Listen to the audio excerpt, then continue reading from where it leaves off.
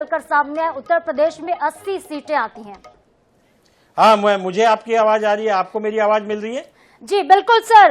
उत्तर प्रदेश से तय होता है दिल्ली की सत्ता का रास्ता। यूपी की जनता ने लेकिन मोदी जी के मंत्रियों को नकार दिया है। समाजवादी पार्टी जिस तरीके से प्रदर्शन करती इस बार दिखाई दिए, बेहद अचंभित कर देने वाला है। क्यों ऐसा हुआ सर, क्या देखते हैं इसके पीछे आप?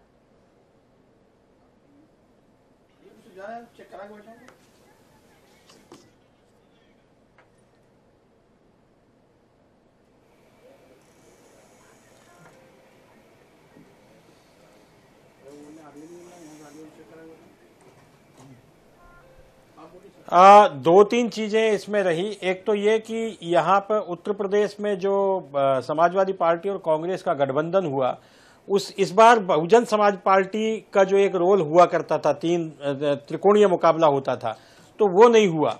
बहुजन समाज पार्टी का जो वोट बैंक था, दलित वोट बैंक हम जिसे कहते हैं, वो वोट बैंक पूरा का पूरा शिफ्ट हो गया कांग्रेस को और समाजवादी पार्टी को।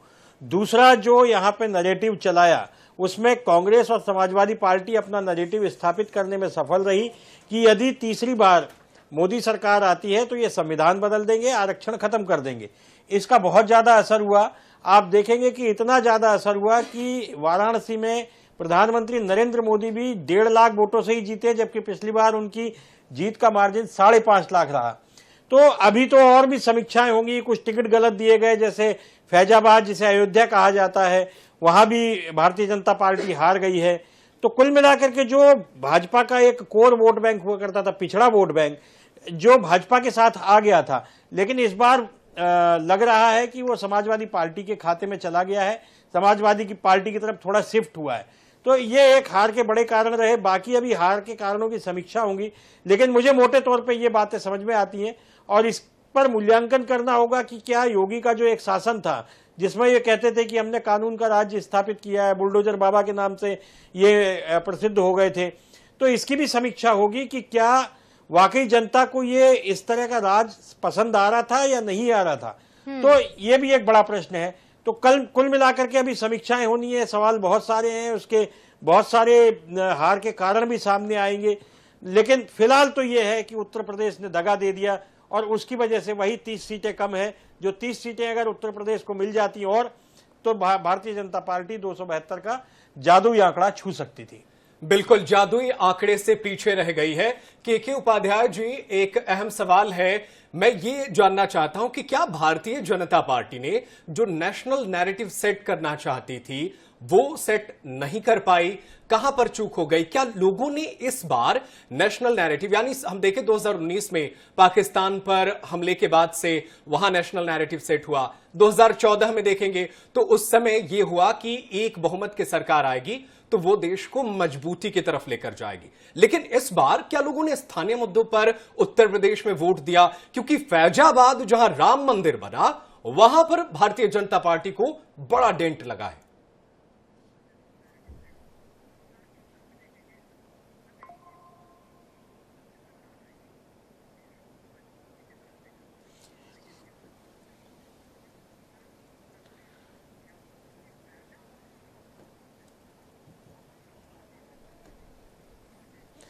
नहीं, इसमें दो तीन कारण रहे। ऐसा नहीं है कि नेशनल नैरेटिव सेट नहीं कर पाए। देखिए, हम अगर पूरे वाइड एंगल से देखेंगे तो केवल उत्तर प्रदेश, हरियाणा और राजस्थान, ये 3 राज्य ऐसे रहे जहां पे उत्तर प्रदेश सबसे ज्यादा रहा, जहां पे ये अपेक्षा नहीं थी।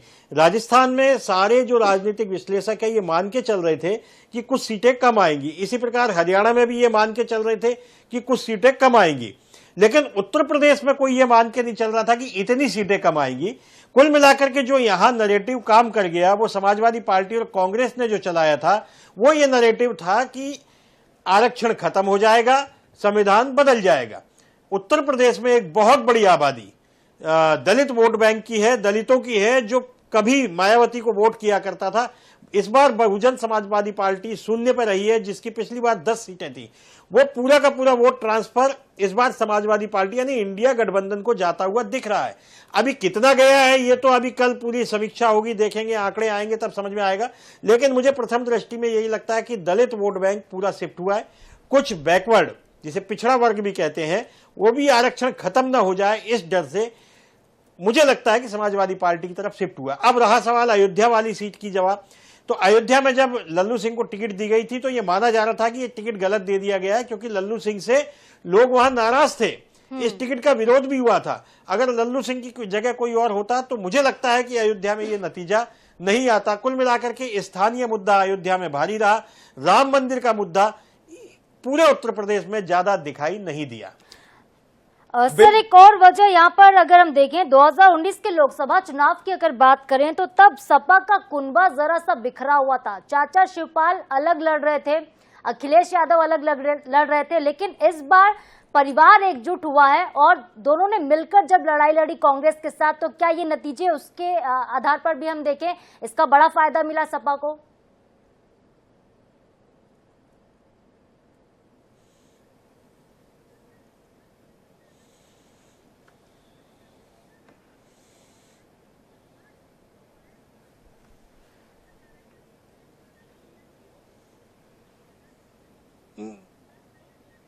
नहीं, मुझे नहीं लगता कि इसका फायदा मिला, क्योंकि 2022 में जो विधानसभा चुनाव हुए थे उसमें भी शिवपाल यादव और ये सब मिलकर के चुनाव लड़े थे, लेकिन उसमें भारतीय जनता पार्टी ने बहुत लैंडस्लाइड विक्ट्री जो है हासिल की थी। मुझे जो लगता है कि 2-3 मुद्दे हावी रहे। एक तो स्थानीय मुद्दे हावी हो गए, प्रत्याशियों का जो चयन है मुझे लगता है वो गलत हो गया। तीसरा बेरोजगारी का मुद्दा, और चौथा जो बहुत सारे एग्जाम हुए, भर्तियों के एग्जाम हुए, चाहे वो पुलिस भर्ती एग्जाम रहा, टीचर्स भर्ती के एग्जाम रहे, उनके पेपर लीक हुए, उससे यूथ नाराज हुआ। ये कुछ ऐसे मुद्दे हैं जो उत्तर प्रदेश को प्रभावित करते हुए दिखे हैं। और कुछ ऐसे राजनीतिक फैसले हुए जिनकी वजह से मुझे लगता है कि ये भारी हार का सामना उत्तर प्रदेश में करना पड़ा है, और इस पर भारतीय जनता पार्टी को दोबारा सोचना होगा। हार की जो है समीक्षा करनी होगी इनको। बिल्कुल, हार की समीक्षा तो करनी पड़ेगी और देखना होगा कि कहां चूक हुई। लेकिन के उपाध्याय जी, एक अहम सवाल, और दिल्ली के मुख्यमंत्री का एक बयान मुझे याद आ रहा है। उन्होंने कहा था कि चुनाव के बाद योगी आदित्यनाथ को भारतीय जनता पार्टी के बड़े नेता ठिकाने लगा देंगे, उन्हें मुख्यमंत्री की कुर्सी से हटा देंगे। तो अब जो रिजल्ट आया है, क्या मुख्यमंत्री को अपने कामकाज में बदलाव की जरूरत है, या यह माना जाए कि उनके जो सख्त प्रशासक की छवि है उसमें बदलाव की कहीं तो गुंजाइश है?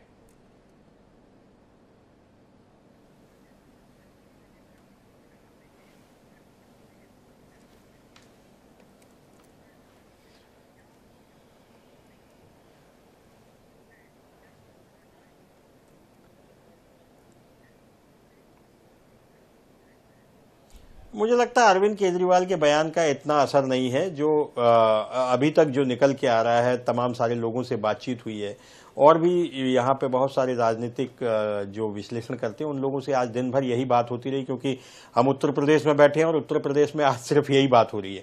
तो जो बातें सामने आई हैं वो 2-3 बातें मैंने अभी बताई थी।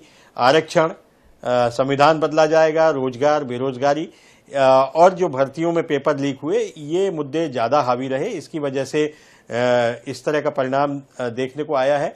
योगी को बदले जाने का अगर ऐसा मुद्दा छाता यूपी में, तो फिर मुझे लगता है कि यूपी के परिणाम ज्यादा आने चाहिए थे। बल्कि अब तो योगी को, मुझे लगता है कि अगर खतरा तो अब हुआ है, जब आज इस स्थिति में आ गए हैं, तो आज योगी की कुर्सी को खतरा तो अब पैदा हुआ है।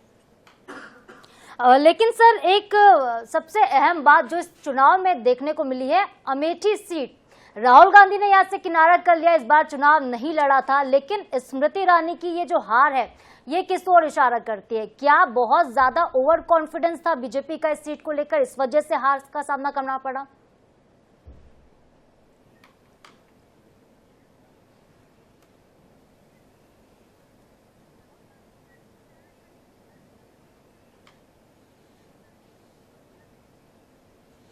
हाँ बिल्कुल, ये नहीं, बिल्कुल नहीं, आपकी बात बिल्कुल सही है। ये बात सही है कि स्मृति ईरानी ने और भारतीय जनता पार्टी के लोगों ने किशोरी लाल शर्मा को कमजोर समझने की भूल कर दी।